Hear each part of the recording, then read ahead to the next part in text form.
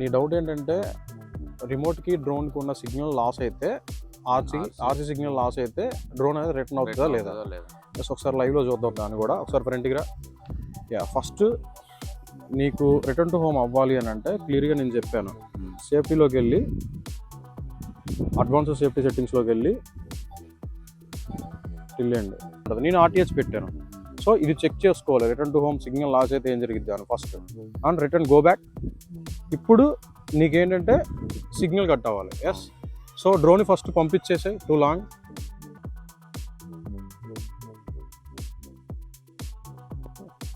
So drone నువ్వు long పంపించేసావు. Okay, ఇప్పుడు పవర్ ఆఫ్ చేయి రిమోట్ని.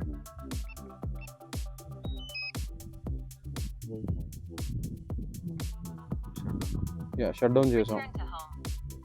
సో చూడు రిటర్న్ టు హోమ్ ప్రాంప్ట్ పడింది. సో రిటర్న్ టు హోమ్ అయిద్దా లేదు చూద్దాం. చూడు వస్తుందిగా. సో సిగ్నల్ లాస్ అయితే రిటర్న్ టు హోమ్ వచ్చిద్ది. ఎప్పుడు నువ్వు అడ్వాన్స్ సేఫ్టీ సెట్టింగ్లో ఆర్టీహెచ్ అనేది పెట్టి ఉంటే. సో రిటర్న్ టు హోమ్ వచ్చి చూడు టూ లాంగ్ అంత హైట్ ఎందుకు వెళ్తుందంటావు? ఆర్టీహెచ్ వాల్యూ నువ్వు అంత హైట్ పెట్టావు కాబట్టి. ఎస్, ఇగో చూడు అంత హైట్ పోయింది. వచ్చిందిగా. దాన్ని తీసుకో.